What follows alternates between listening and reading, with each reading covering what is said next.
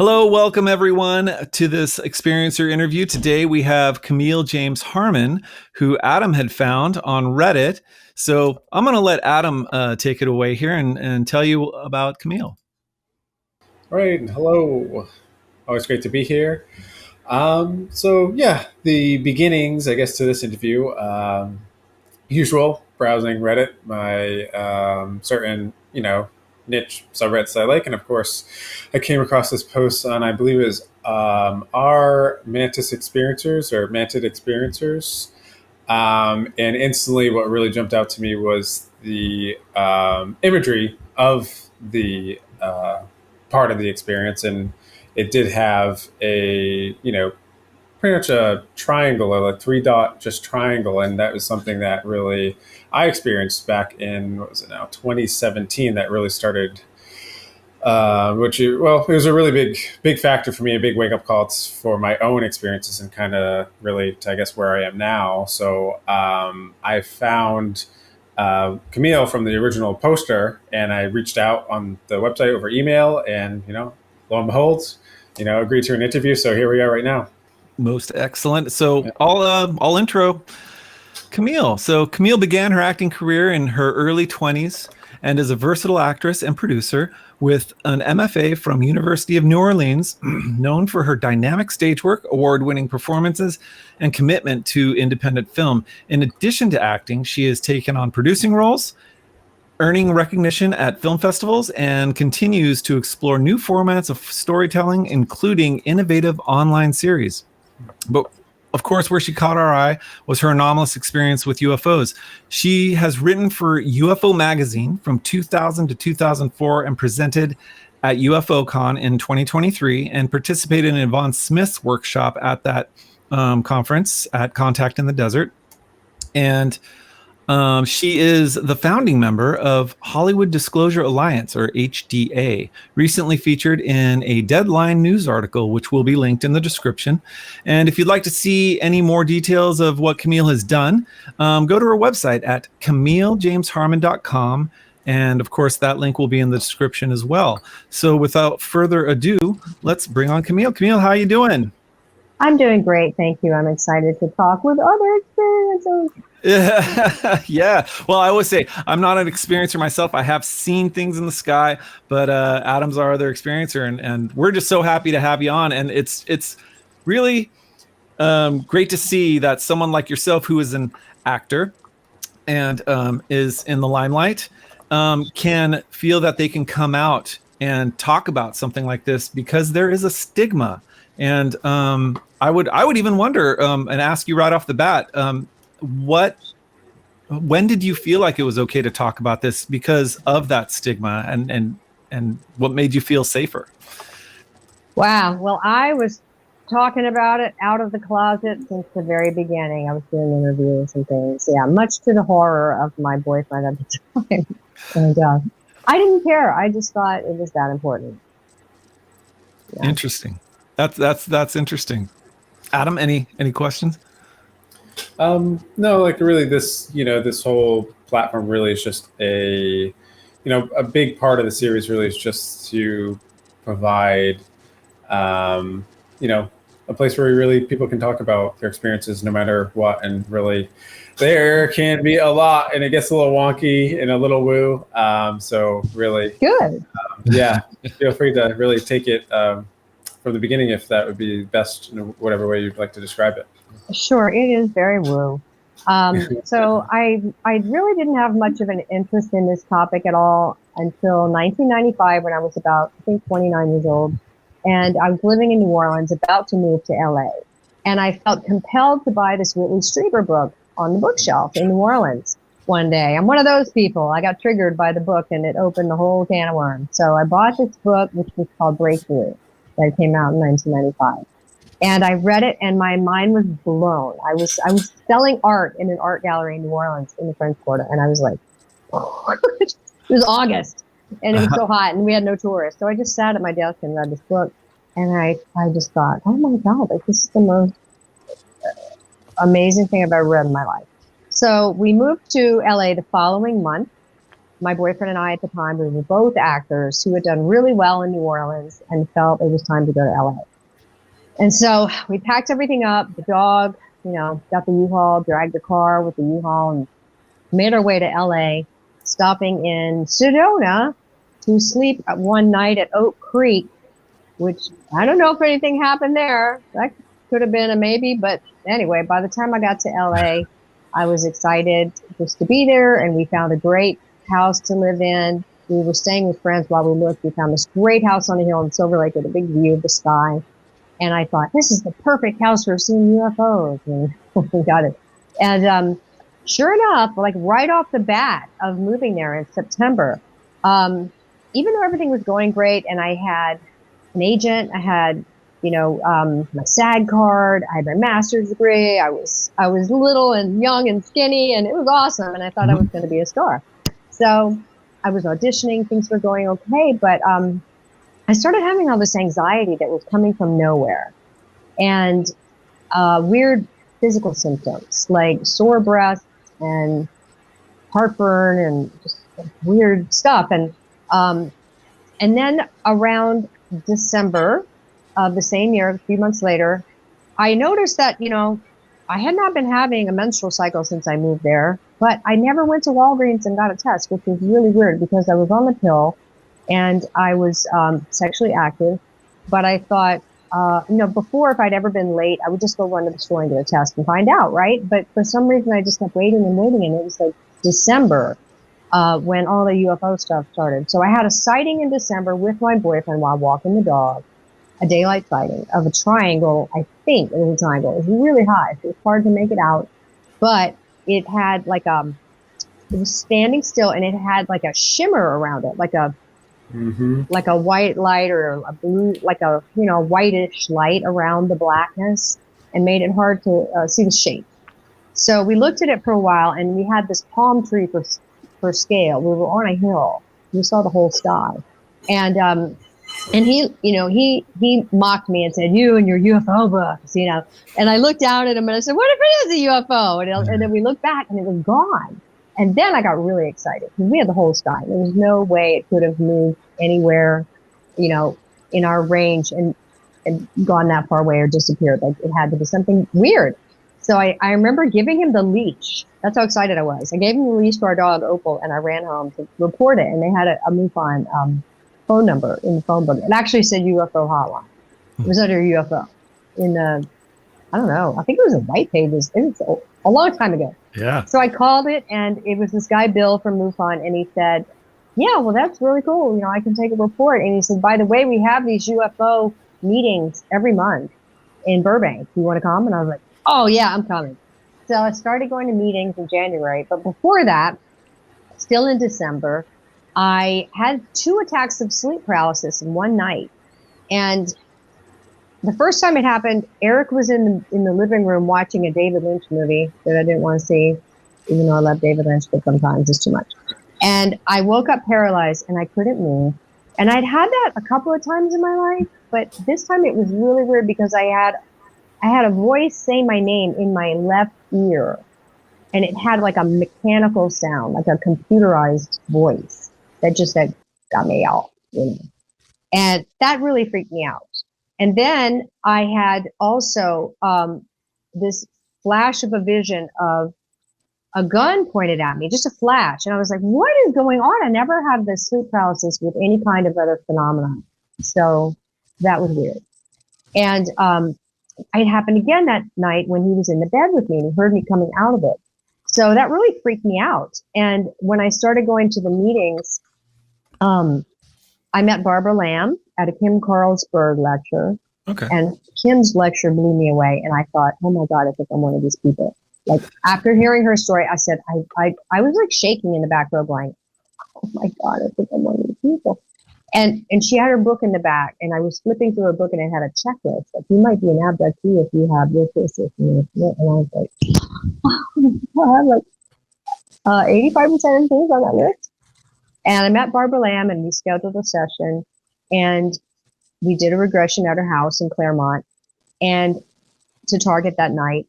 And I had this whole full-on pulled through the ceiling in a beam of blue light. And then I was magically in this other space. So I didn't see a craft in my memory. I was in this blue light going up through my ceiling, all curled up in a fetal position. And then the next vision, I was unfolded in a misty white room on a table. And I was terrified and screaming. And I said, everybody's looking at me. Everybody's looking at me. And she said, who is looking at you? And I was so afraid she had to make me look. And when I looked, I saw robed beings. I saw robed beings all looked alike. And they were tall and white. And that's them. And I don't know how tall they were. It was just, I was lying on my side. And I don't know, they were thin. They had white robes on. They had big black eyes, high collar on the robes. I'm not really good at drawing, but they seemed to have some kind of emblem at their solar plexus area. And I was just terrified. And she said, what do they want? And I said, they were telling me to relax, telepathically, relax, relax. And I said, I have a baby and they want it. And then I felt my knees going apart and nobody was touching my knees. And I was really screaming then. And so she said, you can go out of your body and remember this from above if you want. So I went out of my body and I was like up above, watching from above. And there was a being between my legs that approached, and I saw a flash of a speculum, like a gynecological tool that had kind of slats in it and a handle. I call it the egg beater, but it was like or an egg whisk. It seemed like it was a device that could expand and grab. And anyway, this thing put it in me and pulled it out. And when I got a brief glimpse of it as the being walked out of the room with it, I saw this little tiny bit of pink flesh in there. And I was just hysterical. I was like, they didn't even let me see it. And I was crying and crying, and I felt so bereft and just horrified. And, Barbara sent me home with this little cassette. Now, to be fair, in this regression at first, because we went back to something even earlier, in 1991 timeframe, when I was sleeping in a dorm room in Virginia, supervising some kids in a playwriting program.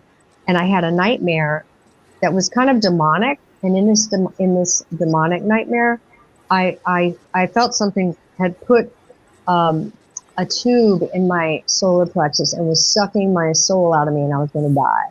And I said, stop in the name of Jesus Christ. And it stopped. And I woke up and I heard wind chimes. It was the weirdest thing.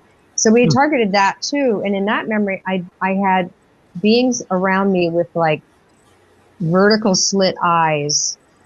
And I did have a tube in my chest. I mean, that's what I remember. So I don't know what that was. I didn't get much out of that memory, but the hybrid removal, if that was a hybrid, I don't know for sure because I didn't see it. I just saw like a little bit of flesh inside the speculum thing. I've never had a memory since then of being shown any kind of offspring. That's all I got on that. But I did go to a Bashar channeling later on. And he said I had many children on the ships. He actually suggested I become a substitute teacher to work with children. Or I think I brought it up and said I might become a substitute teacher. He said that would be good because it would just be used to working with children. And anyway, so I always hate starting off my story with that because it's so shocking to people that aren't used to this field. But it's very common in the field, as you know. So many people, men and women, have had this experience of having reproductive material taken. And more than material. Yeah. Fetus. Fetus, a being of some kind. Yeah. And then magically in January, right away, after this sleep paralysis attack in December, my menstrual cycle came back to normal. So, I have circumstantial evidence of having no period for 4 months, and then it came back after that event. Now, I don't remember being taken before. I don't remember being impregnated by anything, any kind of lab setting. I don't remember any of that. So I can't say what started this whole crazy memory, but people have asked me, they're like, oh, you must have had an abortion and you feel guilty. So you made this up in your mind and subconscious. I'm like, I've never had an abortion. So that doesn't make sense. I mean, I think it is what it is. I think I had a pregnancy of some kind, and then they took it. And it's just so common that when you go to these support groups and you meet all these other people it's happened to, you're like, wow, you know. Well, it's one of those things where you must have had an abortion because they don't exist, and that's yeah. People trying to explain it, you know, scientifically in their own heads. Yeah. Well, she couldn't be talking about aliens because they don't exist. That's what they think of. So it's shocking, I know, and as I said, I hate starting off with that. But pretty soon after that, my next experience happened when my boyfriend went out of town. He went back to New Orleans to shoot a series for a week, and so I was sleeping alone. And I remember waking up 3 nights in a row at 4 a.m. sharp, and I had a digital clock back then. It said 400. And I remember looking at the clock every night going, what the hell? I didn't hear a noise. Why am I up? Hello? This is weird. And then the third morning of that, I had this freshly made triangle on my left calf. It was like red dots, 3 red dots that were fresh, you know. And I was going to shave to go to the beach and see my friend, and that's why I noticed it, because I was shaving. I was like, what is that? That is some alien thing. I've seen that. I've seen that in a book or some video I've been watching or something. And I found it, you know, I've met like 4 or 5 people who've had it since then, easily in different parts of the body. So that happened. And I did take a picture of that, but I sent it to Dr. Roger Lear, and I have a letter from him saying he has my photo, but I didn't get the photo back, and I didn't make a copy or something. I don't know what I was thinking, but now the negatives are gone because I moved and changed for, you know, it's been 30. You're not the only one. People seem to do that. And of course, 2020 is hindsight, but that happens so much. I sent the picture and I don't know why I didn't make a copy. But I know. And it was the olden days, you know, when you had that film and everything. So I have pictures of other weird things. I've sent you some pictures of other weird things. So anyway, I had a regression with Yvonne Smith for that, just to be experimental, just to go to the other lady in town who did abduction regression. And I had met her at MUFON meetings. And so I did it with her, and I got the blue beam of light again, only this time I went out my window instead of straight up. And that was weird. And do you remember if the window was actually open or you went through? It was through the glass. Yeah. Okay. And I remember the sensation. I've described it as being aware I was going through glass and kind of freaking out about that. And it felt like sticking your arm in a bucket of room temperature water. Like you knew there was something different, but you know, you're going through, you're in there. It's kind of like that. Yeah, I was going to say there's similar descriptions by other people when they go through the roof, through the wall. It's very similar. It's just like putting through like lukewarm water is what you said. Room temperature water that you couldn't feel a difference. Wild. So it was like that. And then in that scenario, I came to in a room, but it was more like a room. It wasn't like white and misty. And I had 3 short beings with wrinkly heads that were either brown or gray that were on 3 sides of me. And I had a tall white, that tall white gray with the high collar and the robes.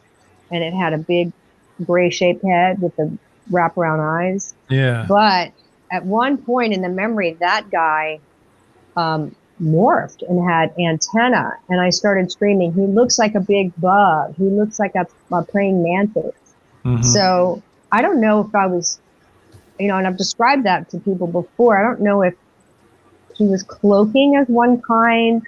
I don't know why I saw it in one way and then another way. I don't know why. It's just that's how I remembered it. I think you just nailed it. I think, and many people say, you know, they're able to screen. They can create a screen that's not so scary, and then maybe they feel like you might be comfortable enough to show themselves. Who knows? Yeah. But I think he nailed it. I think they were screening tall white, and then he who knows, let his guard down. I don't know. Maybe I don't know. But I remember before that, fixating on its hands, because it was getting a thing from the ceiling. There was like a medical apparatus, like a rack, and it took a wand that came out of the ceiling, attached to a cord or something, and then there was a rack with like a circular array of pinprick things. It reminded me of a TB test when I was a kid, like little tiny things with And that's this illustration here. Yeah, I drew that, and it put one of those tips on the wand, and then it just held my leg and popped it in real quick. So I don't know what that was all about. And I do remember too the little beings that were around me that repulsed me.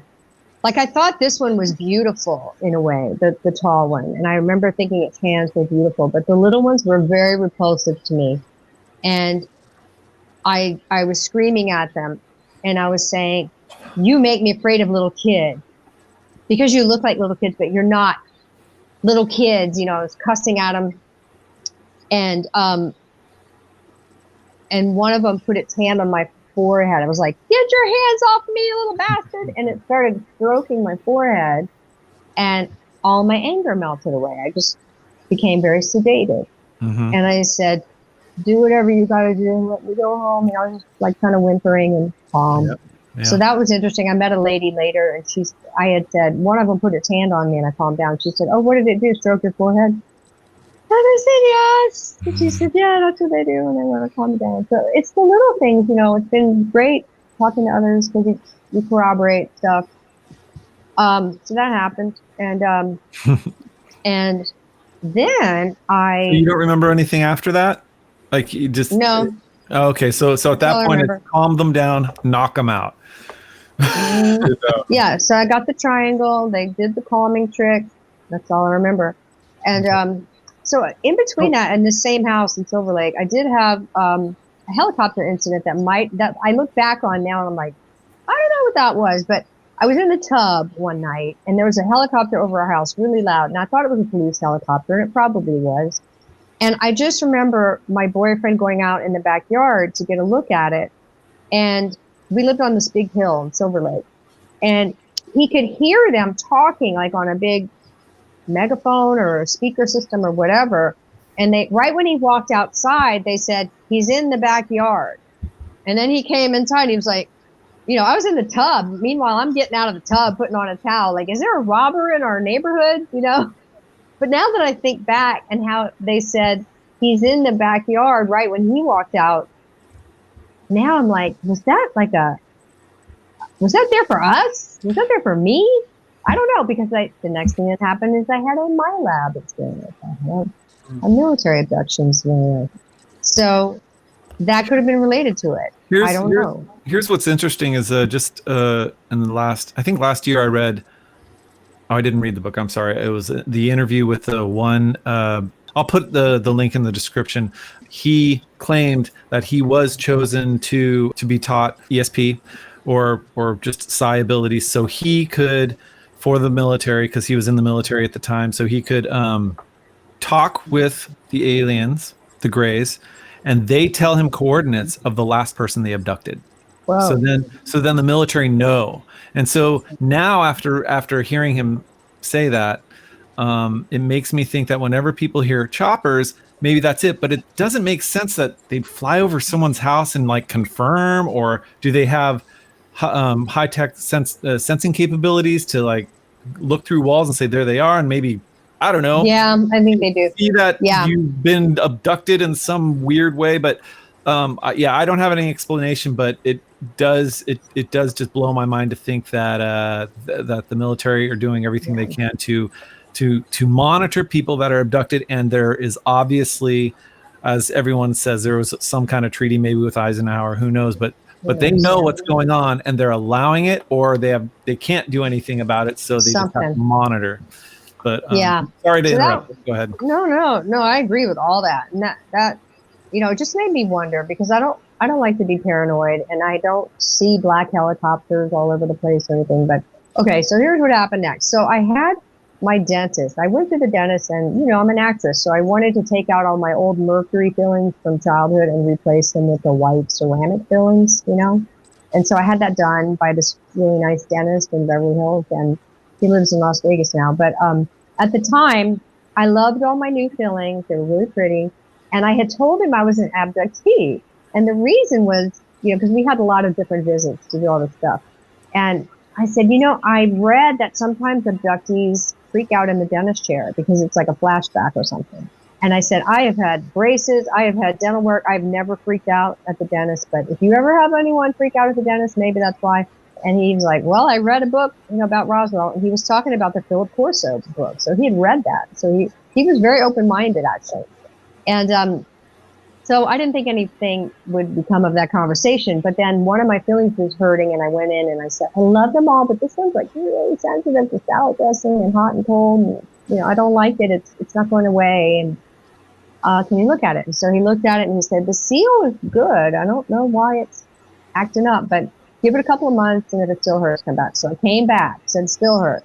So he said, well, I'll change it. I'll just dig it out and I'll redo it, and I'll put a different brand in it. I said, okay, let's try that. So he digs it out, and he's digging it out, and all of a sudden he reaches this area that's really hard to drill, and he's drilling and drilling, and finally he stops and he says, okay, I got to show you something. And he gets a mirror, a handheld mirror, and he shows me this. He said, you see this? This was not in your tooth before when I worked on this tooth. And it's really hard, and it's like spherical or half spherical, and it's charcoal gray, and it's really hard. And I have to keep giving you shots because you can feel it, and I don't know what to do. And I said, can you get me a piece of it? And he said, no, because it's not chunking. It's like dust, and it's going down the drain in the thing, mouth, the sucky thing. So I was like, oh man, I want a piece of it. And he said, I can't get you a piece of it.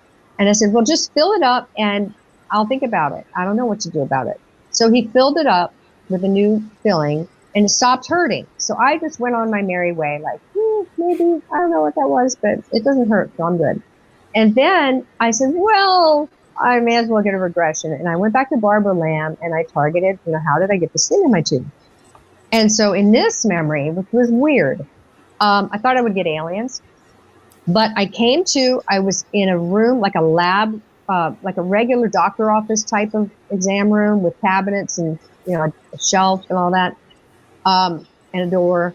And I was on a table, on a gurney or a table or something, and I felt really drugged. Like I did not feel hyper alert. Like when I had the alien memories, I would feel super alert, just not able to move, And so I felt drugged. And I saw these two guys in lab coats on my left.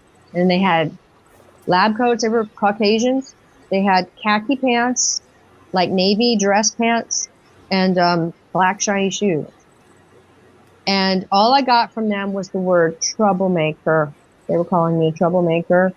And then one of them had a syringe, and he stuck that syringe through my cheek into my jaw like this, not up in my mouth like a dentist, but like right into my side of my face, and squirted something in there. And then they rolled me down the hall, and it was like a base, an underground base, it wasn't like a hospital. And at the end of the tunnel there was a hangar, and they put me in this black helicopter in this hangar, lying down, and the ceiling opened up. Now, I don't know if it was a retractable ceiling. That's what it seemed like to me, or if they just opened it some other way, but it seemed like a retractable ceiling. And I went up, and I remember it was really bright. It was daylight. And I went up, and they brought me home to Silver Lake, and they landed in this field by my house. And I drove over there recently. It's still a field, by the way. And they landed in that little field and in broad daylight, and told me to go home and take a nap. And I have no memory after that. I don't remember getting home. I don't remember going to my front door or anything. So I was so freaked out by that. And my recording didn't work. When Barbara was recording the session, I was so angry because I like to have recordings and I make transcripts.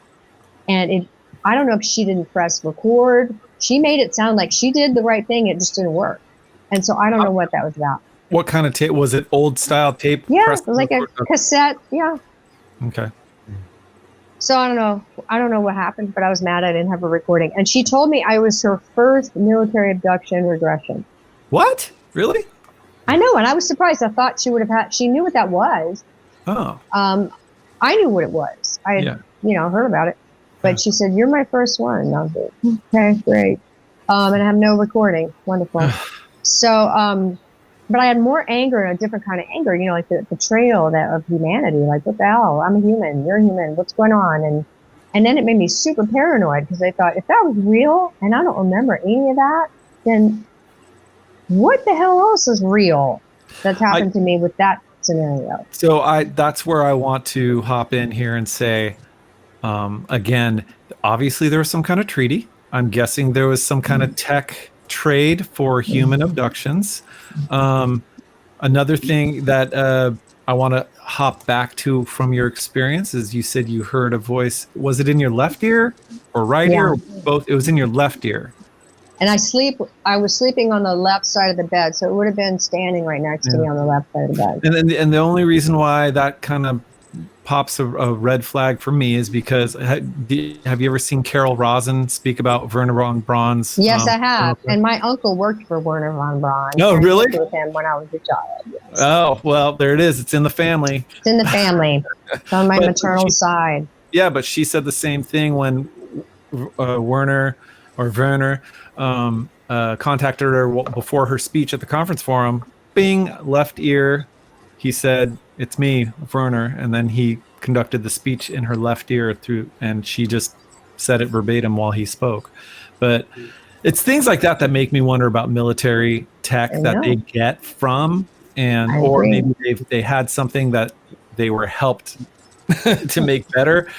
But yeah, so I think there was that, and then the other part I was gonna go back to wondering whether in any of your regressions they had said there was anything said to you that led you to believe that and this is going to sound weird, maybe you were one of them in the past life or something to that effect, but I don't think there was any. No, that's very interesting you bring that up. You brought up a lot of things I was going to get into next. So let's address some of those. Let me finish that thought, and I apologize. Go ahead. But I say that because in the Experiencer group, who's on YouTube, they interviewed, I want to say his name. I think I wrote it down. Mike Clelland, and he had an abduction, and maybe you know him and know of him. But in one snippet, he said that in one of his abductions, he was saying, "Why me? Why are you doing this to me?" And they said, "Because you volunteered to do this." But I would have to say they looked like gray aliens. And I go, "What am I doing here? Why am I here?" And they say, "You volunteered for this." I'm like, "What does that mean? I volunteered for this." And they're like, "Well, what am I doing here?" They go, "Now is the time." And so he looked down and said that he thought he was a gray, and they were just escorting him down a hallway. And so he felt he and I think one of the most other fascinating things he said was, "But you didn't tell me how hard it would be here." Stuck in this little loop, and then all of a sudden I got so angry. And I was like pointing my finger at these beings, and I said, "You have no idea. You never told me. You never told me how sad it would be being here. You never told me how hard it would be being here. You never told me about depression and sadness and loneliness and pain. You never told me this." And they would say, "You volunteered for this, and now is the time." And it just makes, I don't know, makes me feel like Earth and the 3D world is like Detroit, or sorry, Detroit, or it's just like the ghetto or something. Sorry, ghettos. I think they lie when they sell the pamphlet of what this timeline of Earth is. I think there's some bullet points to get written in if there is like consent with that kind of thing. I think that's what kind of happens. Like, you didn't have this in the contract before. So I think there's like that issue kind of happening when it comes to that, but it gets a little complex. Yeah, it does. Well, it's complicated. Yeah. But go ahead. Sorry. No, those are perfect segue questions, because here's what I want to get into. So that was kind of the intense time of my experiences. This is this 1995 and 96 time frame when all that happened. And then I started going to different people to make it stop. I started going to people, healers, different types of people. And the first lady I went to, she had an ad in the Whole Lifetime in LA that said, "I can stop alien abduction." So I called her, and her name is Marie Angelique Raphael. Okay. She still has a website. She's on Facebook. And I think she goes by Magi, Marie Angelique Raphael now. But I got into her apartment. I went over there for an appointment to her apartment. And she was a lovely blonde lady. older than me, and she, you know, she had crystals and whatever around. I was like, oh man, is this some new agey love and light? I don't know what it's gonna be. Just whatever. Here's your $100. What are you gonna do? She said, you made a soul contract and you agreed to this, and by your participating in this, it brings light to the whole matrix of the alien abduction phenomenon and the disclosure and everything else. And she said, but you can sever those contracts if you want. And I said, okay, let's sever the contracts. And she said that her background included things like this, as well as some ritual abuse, which was also on my radar, you know, as a subject. So anyway, she did this prayer, and she prayed to Archangel Michael and Saint Germain. And she said, Camille wishes to sever any contracts, any soul contracts she has made on any time, space, and dimension. And she did this little prayer over me, and I was crying, and I left, and it stopped happening. Wow. And I noticed that, you know, as time went on. And then I also, but I found myself talking about people like I was not a person. And I would catch myself saying, oh, humans this, humans that. And I had this perspective shift. And I also did mushrooms in Idlewild with my boyfriend. And I had this trippy experience of, we were hiking around and we saw some people coming, and I said, oh, humans hide. And we hid. And then I was like, why am I not acting like a human? What's that? And then I also, in an experience, asked God, like, God, please reveal yourself to me.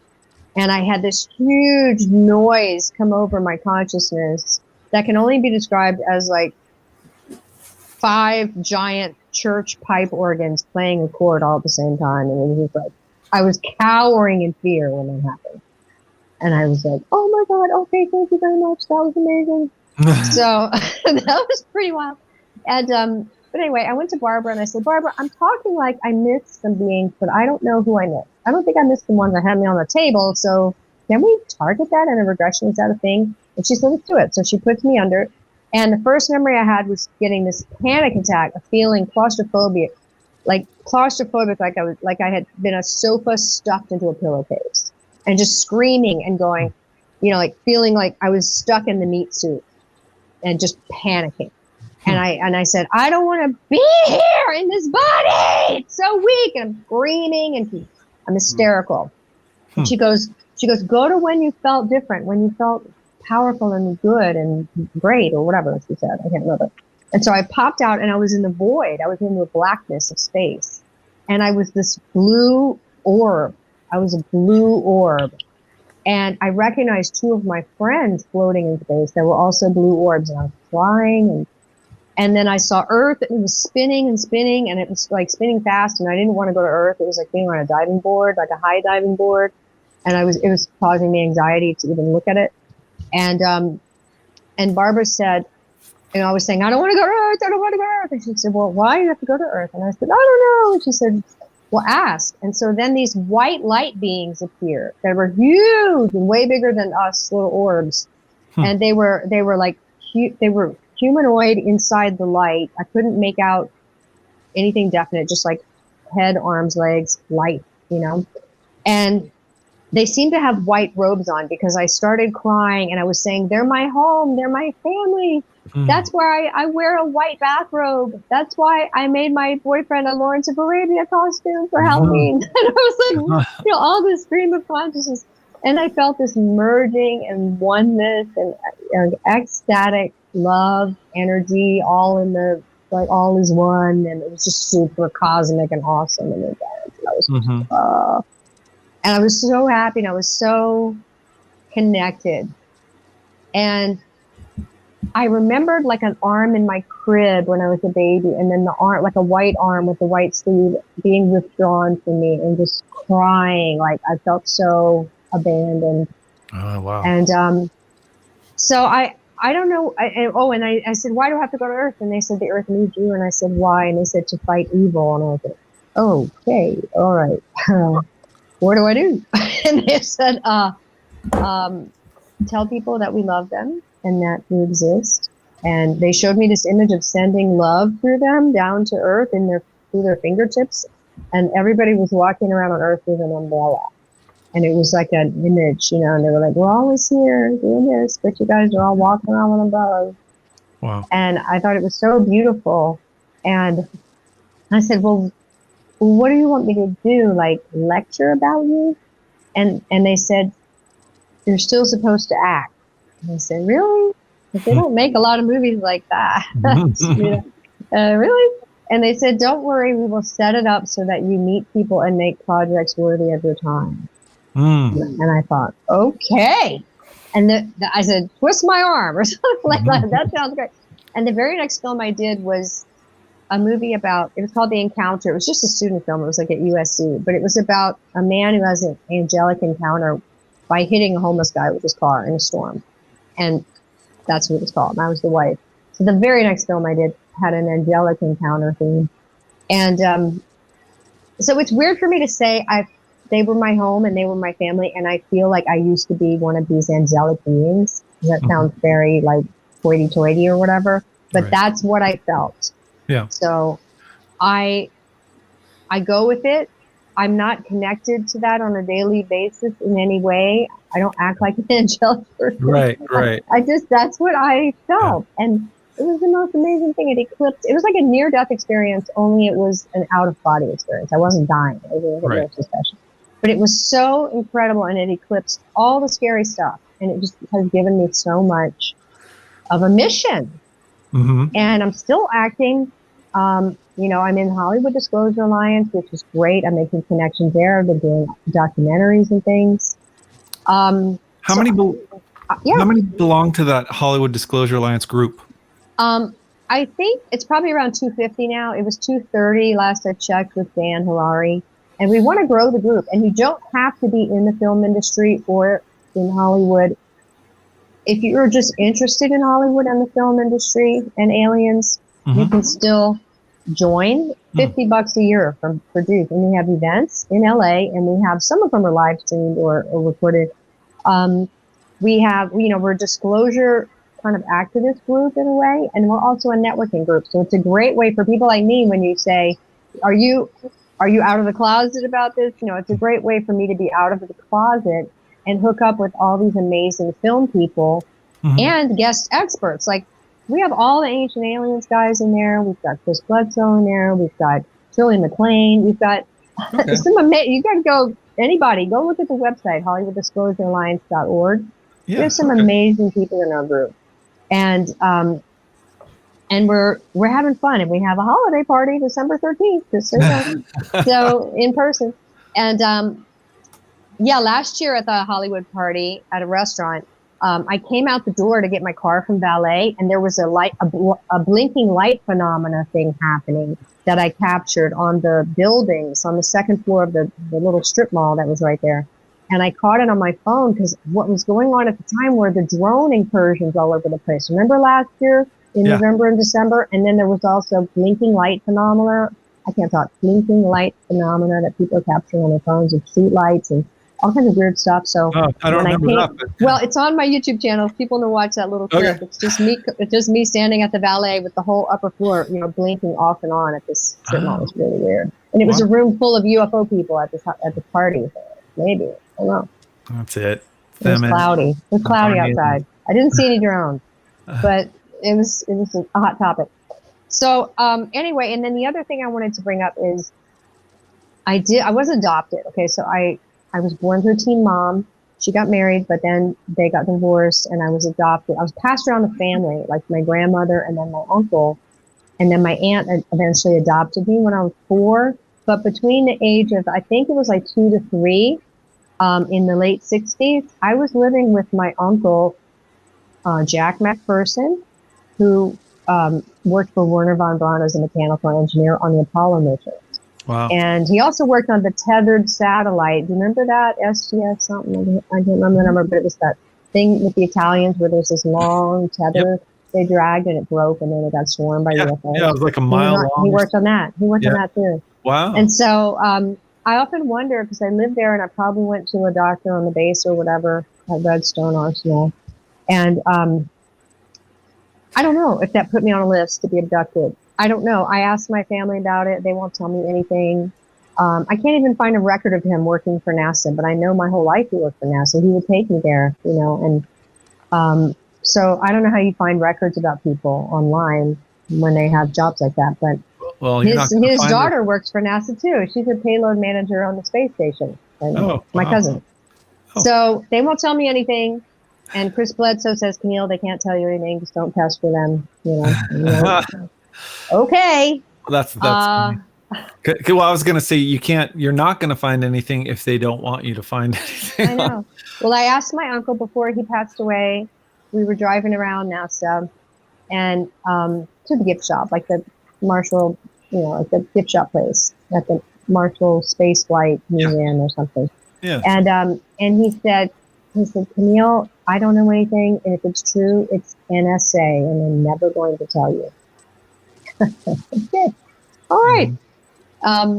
But he's gone from the COVID. Anyway, but he was career NASA and Rocketdyne, and he used to come out here, and on his retirement, I said, Uncle Jack, I'm so proud of you being a rocket scientist, and it's so cool. Like, are you excited to retire? And he said, yes. And he said, I still wish I'd become a doctor. And I said, what? And he said, well, your grandfather, who was a doctor, wouldn't let me go to med school. He said, it's too hard being a doctor. You're going to be an engineer. And he made me go to engineering school. Wow. And he spent his whole career working for NASA and still wished he had been a doctor. He probably felt a calling to help people, but he just had to help people in a different way. Yeah, I don't know. It's wild, but it makes me wonder. Also, both my aunt and my mother are very metaphysical. I remember seeing Close Encounters with my aunt mom because she adopted me and I was raised with her 2 kids. And after Close Encounters, we got in the car and she couldn't start the car. She was so moved. And she said, I want you to know, you know, we're looking at her like, Mom, what? She's like, if the spaceship comes, I'm going. And we were like, seriously, Mom? We're like 10 years old, you know? And I don't know what was going on with that, but I asked Bashar about it later. I told him that story, and he said what she really meant was when the spaceship comes, I go, and it comes, and I go, and it comes. Oh, that's interesting. I don't know. So there's all that. And then there's my grandmother saw aliens in the hospital once when she was, you know, there for something. They said, she was on drugs and she was saying she saw aliens in the hospital. She was hysterical and we had to call her Presbyterian minister. And they were all mad at me. Yeah. And they said, because you talked about aliens. And I thought, well, maybe she could see through the veil because she was on drugs, you know, and maybe there were aliens in the hospital. So I think it's a whole matrilineal lineage thing too. Yeah. Yeah. And I don't know about that factor, but I do have the Scottish and Irish predominant ancestry. I have the Rh negative blood.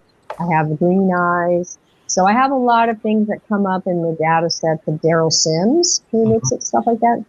And I just got back from Ireland and I had a ghost experience for my first time. Well, before you go to the ghost experience, I do want to say that people seeing spirits in hospitals is pretty common. Nurses, as well as those same nurses sometimes see small grays, but they just don't tell people that they're small grays. They tell them they saw short beings.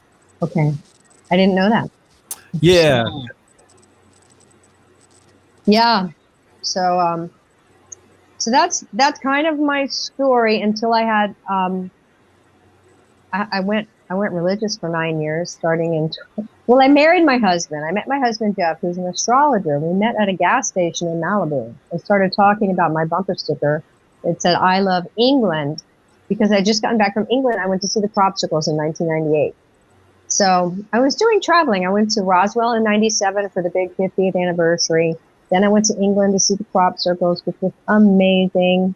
And I was obsessed. That's right. You have a picture. I do have a picture. I'll tell you a good story about that. So I was obsessed with Sting, the musician. Obsessed until I was 15. Stalker level. And so I knew he lived out there near Wiltshire. I mean, in Wiltshire, near Stonehenge. And so I went to his house, and he was standing in the driveway, like a car was coming through the gate. And I thought, oh my God, he's actually here. He's got like 8 houses. And but I couldn't speak. I couldn't speak. But Sting has seen UFOs. And I've met him 3 times since then. Oh. So he's always been very nice to me.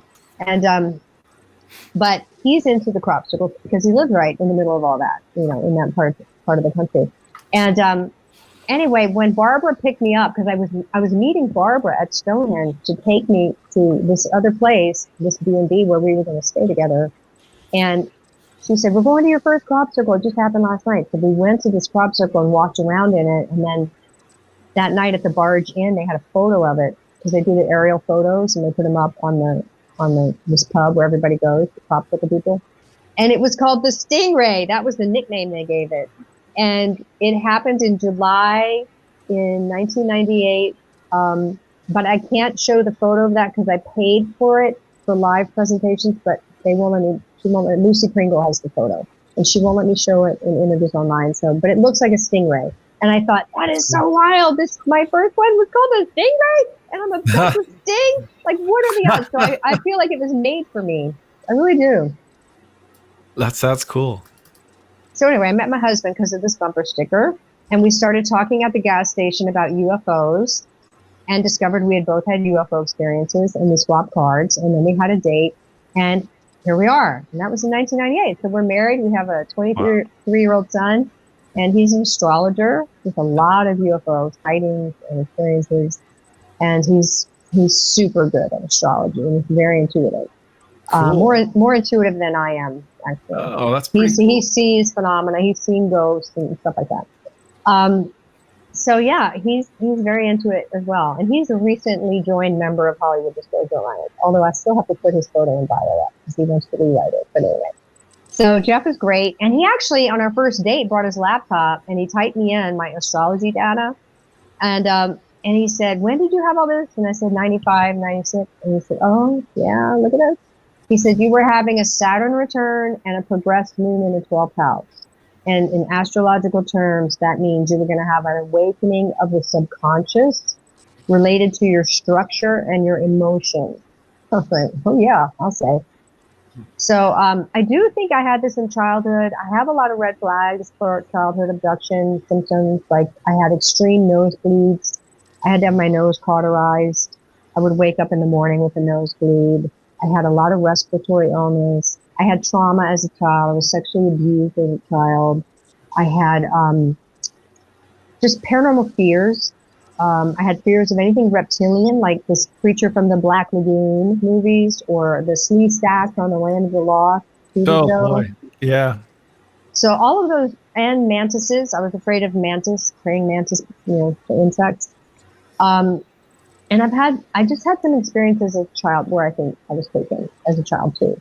I just don't know. So you never had Barbara take you back to childhood, huh? I did, but things didn't really come up. I tried, but I remember I used to walk through the woods to my piano teacher's house, and one day I wouldn't walk through the woods anymore, and I made my mom drive me to piano after that. I don't know what happened, but nothing would come up on those memories. But I just think putting it all together, it was probable. I don't know. Well, I guess my brain worked.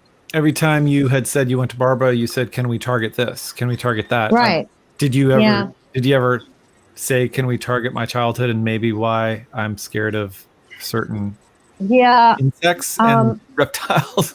I know. No, I never got as good results in regressions when I tried to do that. I didn't go deep into a memory. Okay. Yeah. Sometimes it doesn't work. Like sometimes you go for an appointment for a regression and nothing happens. Nothing useful happens. Makes sense. Yeah. It's sure suspicious though with the reason that you were fearful as a child of the reptoids or reptilians and mantis. Yeah. I mean, out of all the things I could be afraid of, I wasn't afraid of the mummy, right? I also had an obsession with vampires, and I was really into Anne Rice. And Anne Rice was into alien abduction. And we spoke about that. And I'm from New Orleans, and I would go to all the vampire parties that they had for her in New Orleans. And so we talked a few times. And I think there's a lot of crossover in this genre of monster, the vampire myth. Because think about it. It's a thing that comes in the night. You have marks on your body in the morning. It can materialize and dematerialize, right? After the person is bitten, they usually become a different personality, or they become obsessed, or they become drawn to the vampire. There's a sexual component sometimes with the vampire. So there's a lot of weirdness about the vampire myth, the creature, whatever, that has some parallels to nighttime abductions. Yeah, and I absolutely agree with that. Well, before I go on to questions, Adam, did you have any questions or?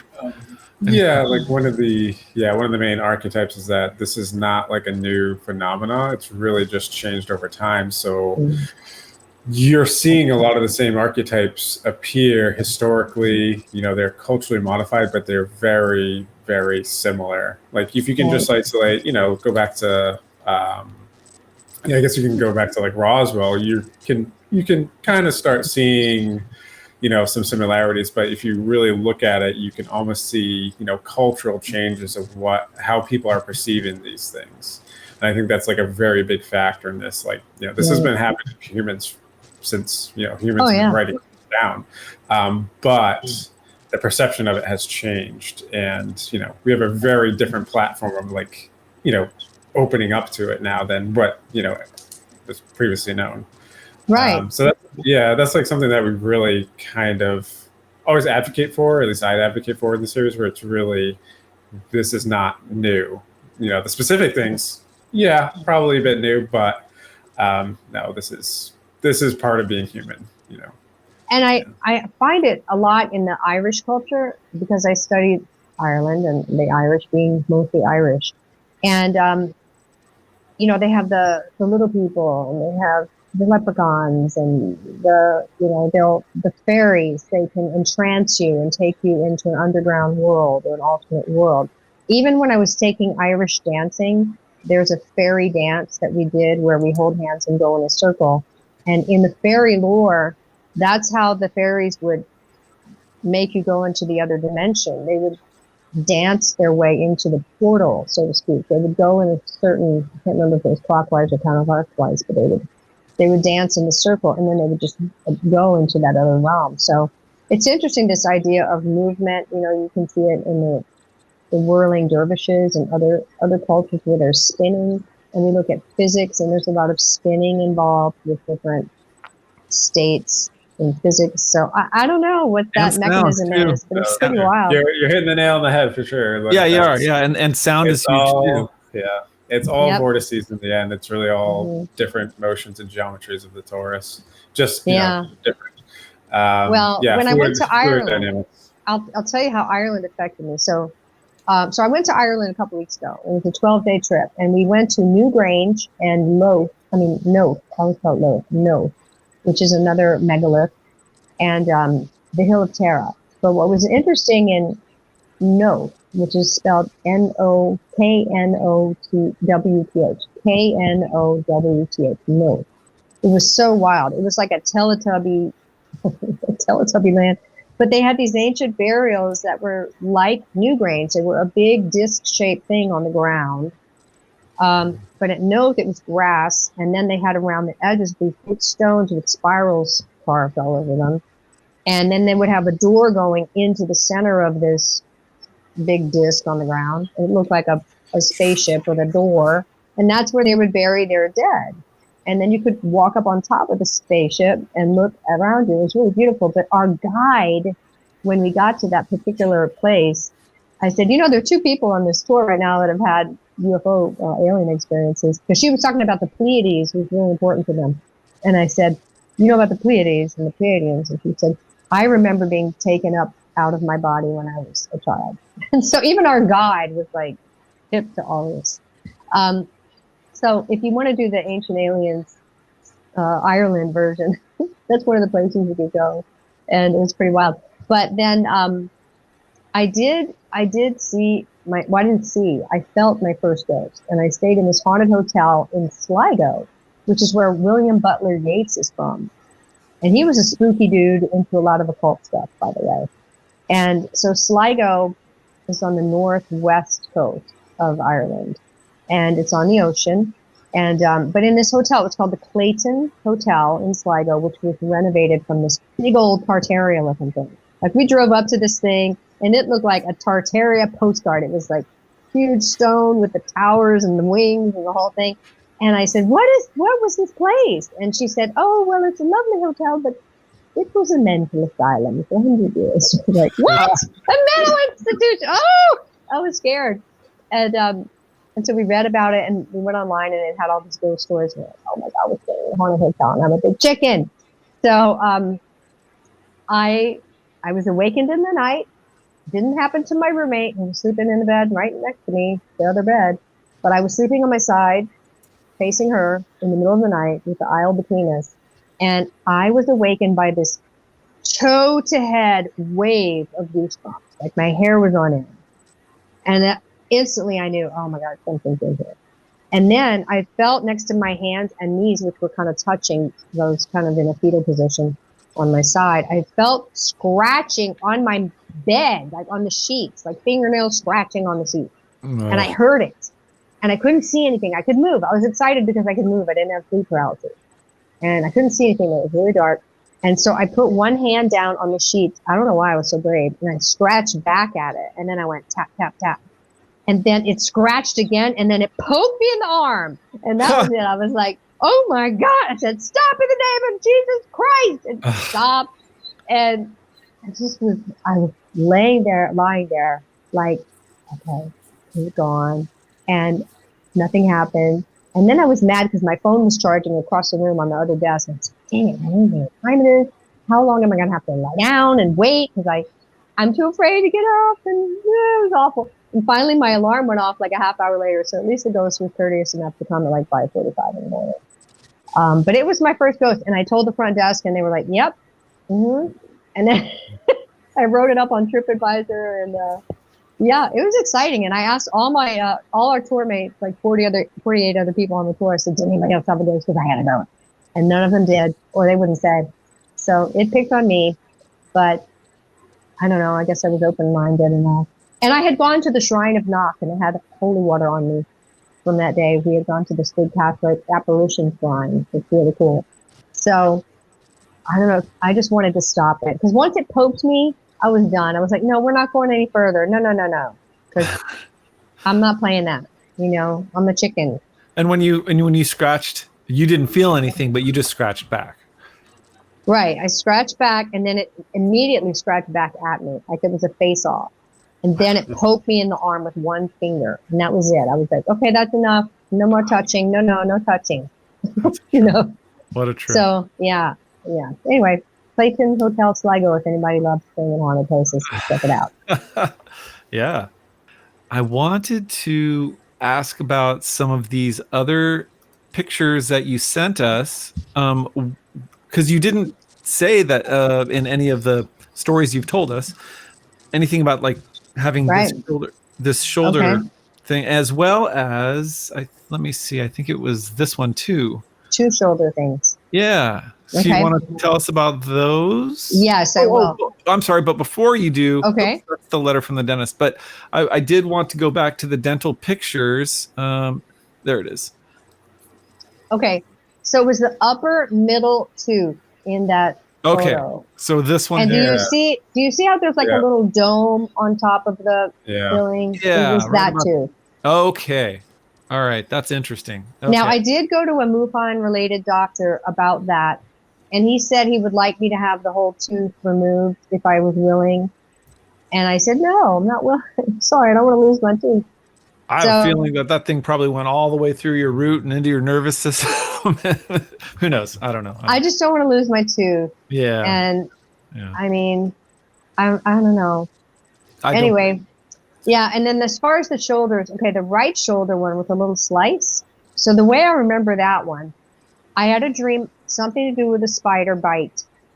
And then I woke up and I saw that on my arm, or my boyfriend saw it, one of us saw it. And I said, I had a dream a spider bit me on my shoulder, and look, there it is, there's a slice. And then ever since that dream, I would have this occasional feeling kind of like nerve damage or something. Like I would get a bee sting feeling on that spot, and then a jolt of electricity would shoot down my arm, and it would come out my fingers.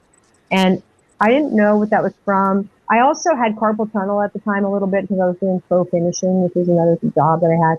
So I was doing a lot of like right arm motion, repetitive motion. So maybe that was just nerve damage. But I did go to a party, and I was introduced to this guy, John Lowry, who's deceased now, but back in the day, my friend introduced me as he was someone who deprogrammed mind control victims. And I thought, well, let's talk. So I told him, I said, I've studied that, and I have this weird thing in my tooth. Like, what do you think that is? And he scanned me. He like had a ability to read people's bodies. And he said, I get that whatever that was, it's not affecting me anymore. He said, but what have you got in your right shoulder? I said, oh yeah. So he said, I want to work on that if you want. And I said, okay. So I made an appointment. I went to his house, and he did this kind of like talking thing where he did some, I wish I'd recorded it, but he was talking, maybe reverse programming, I don't know. But he also put magnets on my body. That was kind of weird. And it stopped happening. That thing with the bee sting and the jolt, it stopped. So that was weird. That's crazy. Well, you've had good luck twice there. I know. And then the other one on the other shoulder was just this weird grid. And I've seen other abductees that have pictures like that, but I don't have any memory of that. And I've never done a regression. I don't think I've done a regression to that. I think I might have tried in that one with Yvonne Smith that we did at Contact in the Desert, but I couldn't go under very well because it was noisy, and I wasn't relaxed enough at Contact doing it in front of an audience. But there might be something to do with that, because I have seen other people have had that same one. Yeah. Can we go back to the image with the mantid? Okay. Leaf? Yep. Yeah, I just have a couple questions about that. The mantid on the operating table. Oh yeah. Yeah. Mantid on the okay. On the operating table. Yeah. If you want to call it operating. Yeah. Right. So this image really is what drew me to kind of look a little more, because that really, the symbol on the right, the triangle with the three dots, was like pretty much my like, oh shit, like this is real, like something's happening. So biggest difference really is the placement. I woke up with mine on my, I believe it was my left temple. Could have been right. I have the picture, but I just woke up with the temple, and you mentioned the calf. So did this, it was like pretty much almost like a burn incision, where it was like each little, I guess, indent was mirrored. It wasn't like, try to be very analytical when it comes to these things and really isolate anything. Wasn't bug bites. It didn't function like there's a type of bug bite. It was really like, it was precise, like it was mechanical. So for me, it took a while to heal up, and it didn't like scab or anything. It just like closed up. It probably took about a month, and just like closed up as it's gone. I don't have any scarring or anything. So I'm not sure if it's similar for you, or if it just kind of closed up, or if it still made a scar. Yeah. Mine was more like needle pricks. It wasn't like a burn, and it went away within a couple of days. Wow. Okay. Yeah. Interesting. And and then I'll say this is it. Here, let me show you. Let's see, do you see this? So from another one of our interviews, I went to the AI thing because he sent me this picture. I don't know if he drew the picture or someone did it for him or he found it online, but I animated it. But for him, it put something in his head. Wow. But of course, there's always a different story, but it's very similar. You got somebody on a table, and they're with that apparatus in the ceiling that was round, and then the tube thing. Yeah. And I haven't seen too many. I've seen one outside of this other image there. I've seen one other image from, I think it was like a UFO conference in Exeter, where it's actually like the triangle rotated almost to like an octagon. So it was like 3, then another 3, another 3, another 3. So it was like this almost like spinning apparatus that they can kind of choose. So it's really, that's the only ones. And I've been, I always try to find out and find other, experiences or other individuals who really kind of share or have had similar things. But I don't remember anything. Luckily, probably I don't remember anything. Like I love this information because I have never been able to find out. Because sometimes you'll see marks, but you don't hear about the beings that made marks. Like the story doesn't go together. The research you find. So, what kind of beings do you normally read that are associated with the triangle in that puncture wound version? I don't know directly. Well, I know, like, from my brother, who's also an experiencer, he remembers. So the difference between us, like, most of my experiences during childhood, I don't really remember. So I guess one of my superpowers, I can like just block that out, or there's like an overlaying. I don't really want to uncover them because I already have to deal with enough stuff. But that's still there. But the difference between myself and him, he remembered a lot of his experiences, especially like preteen or teenagers. So he described it as a machine that can rotate. And this one, it was like he said it was like a green laser. The first thing when I brought it up to him, I showed him the picture I had. He said, "Well, sorry, dude, they went into your brain." So I don't know what they exactly do. I know that we kind of just really from your experiences, like, and a lot of the other experiences too, there's like clearly genetics, human DNA. There's a lot of value for that. There's like a lot. Yeah. So everybody sings their own song, and I think it's such a unique thing, and it's very, very valuable. And it seems to be very, very valuable for, whatever, You know what it makes me think of? When I was a child, I had some respiratory thing, and I went to Tulane Medical School in New Orleans to get looked at for some reason. And I remember them having an x-ray of me on a display thing. I was a child, and we were in a conference room with multiple doctors and my mom. And they were pointing at a spot on my lung. And they said, "Do you smoke?" And I said, "No." And there was like a BB looking thing in my lung. And I mean, I've had x-rays since then of my lungs that never showed that. But as a child, they were all very curious about why I had this spot on my lung. It's kind of weird. And, sometimes like my son, when he was a baby, when he was like, I don't know, 2 years old, he pulled out my Whitley Strieber communion paperback off of a low shelf, and he tore the cover off and ripped the face into like 8 pieces. That's left it. Yeah. And I was going to ask you, since you said your son was in the woo astrologer. Yeah. Well, my husband is woo. My son is not woo, and my son says he's had no paranormal experiences at all, and he also says I cause him a lot of anxiety to just being around him. Probably because I'm fearful, and he rides motorcycles and does crazy things. But I often wonder, like, does he get anxiety around me because there could have been events that happened with us that he does not remember consciously, but that they were frightening, and so he associates me with the phenomenon? That's my first thing. And then what I was going to say, I thought you did say earlier it was your son, but no, I might have, but I meant my husband. Yeah, you probably said your husband. I always remember things wrong, but nonetheless, I was going to ask you, one of my questions is usually, do you have a fear that any of your children or your son get abducted as well? Because it's usually run in the family. I do, and I've talked to him about what happened to me, and he's watched a few shows with me. He's been to a couple of conferences. He's not super into it though. He's just a car and motorcycle guy.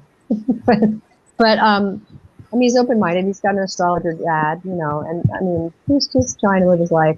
But I always say, if you get scared, just call on Jesus. And I don't know what else to tell him, because that's worked for me a couple of times. I did go through a period where I went really religious. I just walked away, and I went to Latin Mass for 9 years, and I thought it was all demonic. And I just wanted to be a good Catholic, and I was going to Mass with the veil and the Gregorian chant and the whole thing. But I wasn't good at it. I wasn't in a state of grace. I was married outside the church, and I was breaking a lot of rules. But I learned a lot about the mystics and about how much their experiences parallel this sometimes, like St. Teresa of Avila. And the Diana Pasulka research was very interesting to me. I went to Our Lady of Fatima school, so I'm very interested in Marian apparitions and the lady, through history in different forms. So I'm grateful to the Catholic information, but I'm more broad-minded than Catholicism for, the reality structure at this point. But I do see that the church is trying to keep up with the disclosure and be on top of it. And, they want to incorporate an alien reality. I've read some books by scholars in the field that say so, and there's been a lot of conferences at the Vatican about this and stuff. So they're trying to broaden their scope. I mean, it's better than saying it's all demonic, because I don't think it's all demonic. I think it's very complex, and there are beings with different agendas. Some of it might be demonic and angelic. Some of it might be aliens from another place. Some of it might be just parallel dimensional beings that live alongside us. I don't know what's what. I'm not into classifying everything, but there is reason to fear for your soul being snatched, or there's reason to fear for frightening things happening to you that are beyond your boundaries. So I'm not all love and light about it at all. Right. When you say that, it reminds me of when Stephen Greer was interviewing Russel Targ, and Russel Targ was talking about Pat Price remote viewing Jupiter and some of the moons, and that there were beings out there or something to that effect. And Russel Targ was saying, and Pat said, you have to be careful because they can take your consciousness. And then Greer interrupted him. And I was like, oh, what were you going to say, Russell? I had that experience. Hella and I were once in Brezhnev's office in the Kremlin psychically, and we then went down into a computer bay, and I just became fearful. It's the idea that I had a lot of clearances, but I did not have clearance to be in the computer bay in the Kremlin. And I just had this flash of paranoia. Let's get the hell out of here. And that was my feeling here. And when I told Pat Price about that experience, he said, you're lucky you got out of there before they grab your consciousness and they just find you dead in your bed at home. You had good judgment to leave. But that kind of like made me go, yeah. Oh. And I've also I think Masquerade of Angels, the book Masquerade of Angels, in that I remember him, if I could have this incorrect, but I remember him talking about they had his clone and they moved his consciousness from one body to the other. Right. And I've heard those ideas in UFO lore and stories all over the place. So definitely our consciousness seems to be able to be moved around. Yeah, well, if we can move it out of body and watch something from, remote view, or like I did in hypnosis, watch from above, our consciousness is able to go other places. And so is it in danger when it does that, of coming back, of not coming back? And what is it anyway? And then you've got like the telepathy tapes kids, meeting in the on the hill in this other dimension, and it's very exciting. The research is very exciting for consciousness research at this time. Relative to all this, of course, it's very exciting. But I am not all on board with the aliens. There's been too many things that have happened that are dangerous, frightening, deadly for people and animals. And then jury's out for me, but I am very inspired by people like Chris Bledsoe. He makes me feel very peaceful and calm. And I have had sightings with him at skywatches and things. And at home, like Hitchhiker Effect. I've seen spheres. I've seen a lot of UFOs too, besides just having abductions. I've seen them in Tucson when I lived there for 10 years. I've seen them, I saw the one over LA. I saw a few in Tucson. And then I was photographing something in Sedona with my mom, and we had one show up on the film. And then a friend was taking photos of me at White Sands in 1997 when we went to Roswell. And there are light phenomena in the photos of me. He said, draw a big alien face in the sand.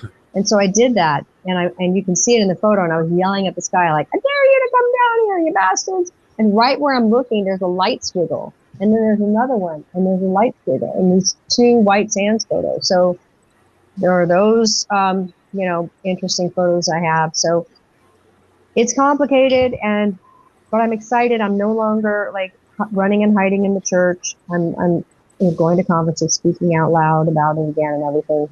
And but I do pray, and I did put holy water on me, and I did go to a holy well the next day after the ghost in Ireland too. Yeah. So yeah.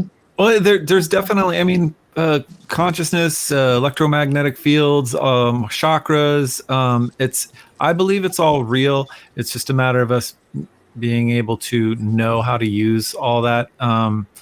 Because you know what? These interviews make my mind go 10 different ways. But didn't you send video? I did. In the sky. Do you have that? It looks, let me look for it. But so here's the story, or go ahead. No. Go tell the story because I have to find it. Okay.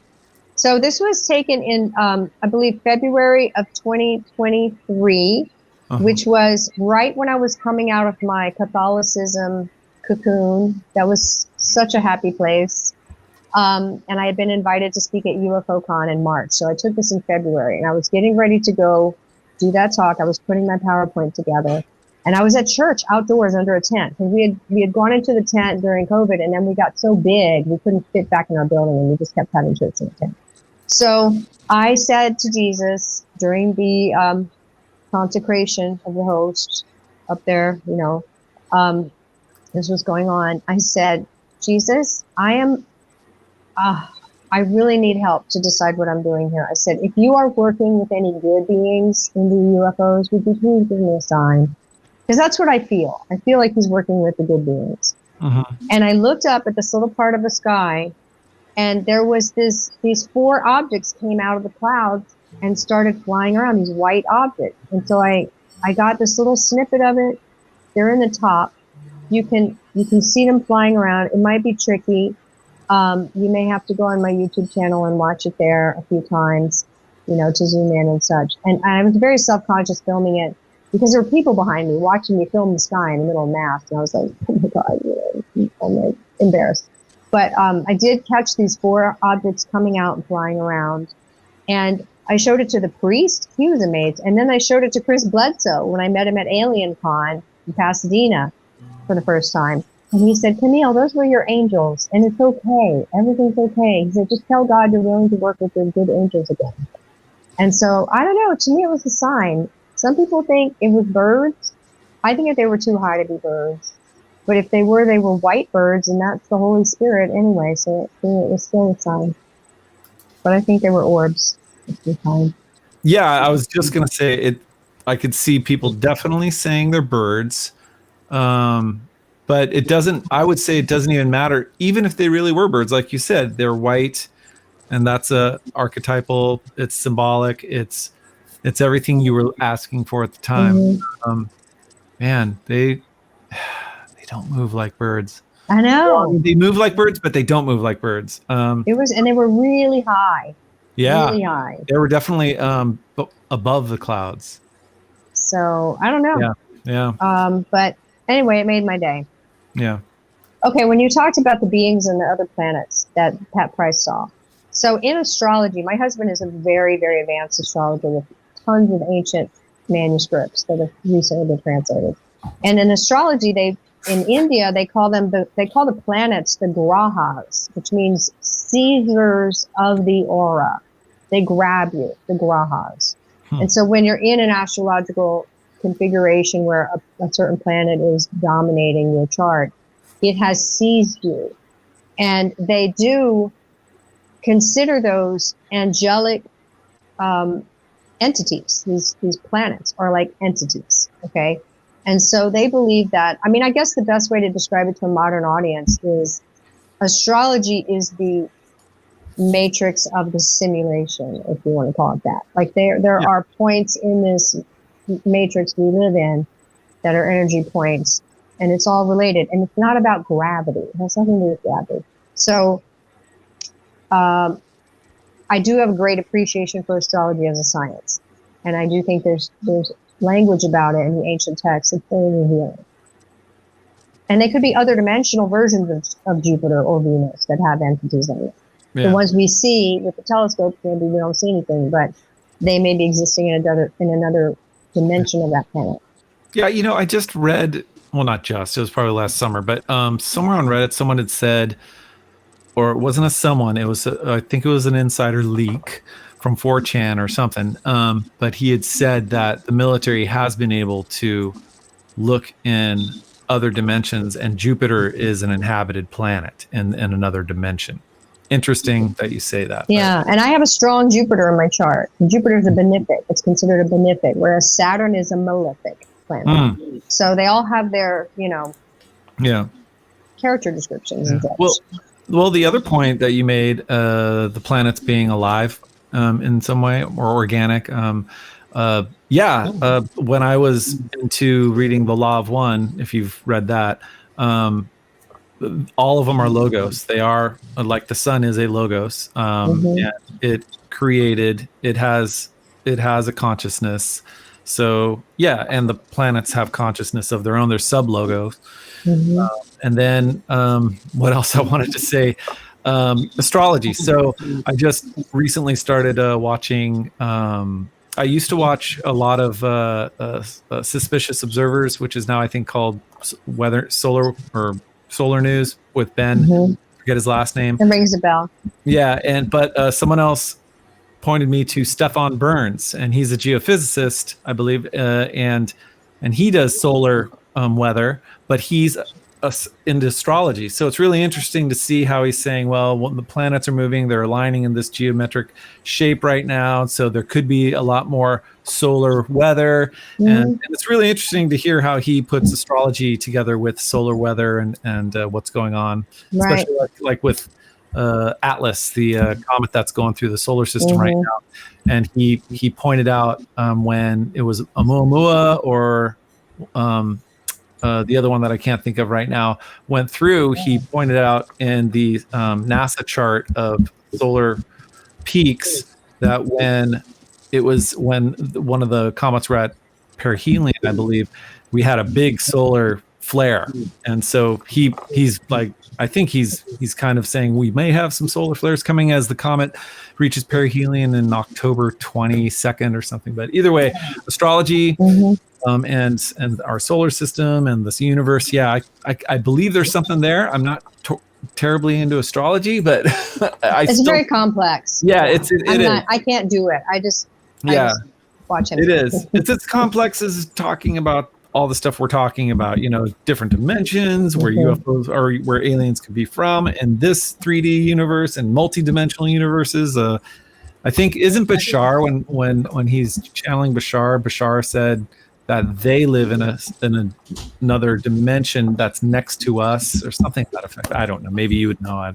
I haven't listened to that much Bashar, but I would say that there's astrological knowledge from the ancients about the moon being your soul goes through the moon and then onward. So there's something about the moon being some kind of a way station. And then you have reports of people having beings that are taking their souls and putting them in black boxes or whatever. So, there could be some shenanigans going on the moon. Well, guarding our souls when we die. I don't know. When we're talking about our souls being able to move or our consciousness being able to be taken, I definitely have read several stories in astral projection when they go to the moon and they see the military there, and then they see the beings working with the military, and the military guys are working, and the beings stop and look up at them, and they're like, I'm going to leave, because they feel like at that moment there's this fear that overcomes them, like they can be taken for good. So it's really, it's very interesting. And and then you get into the secret space program stuff. That's how I got into this.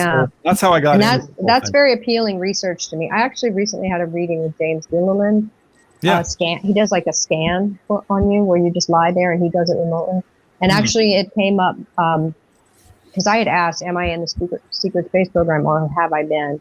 And it actually came up yes. And I was told that I was the first yes he ever gave with that question. Wow, you're the first in a lot of people's books there. So I don't know what that means. I don't have any memory of that. I do have good dreams where I'm like with military people looking at a control table with lights, kind of Star Wars, right?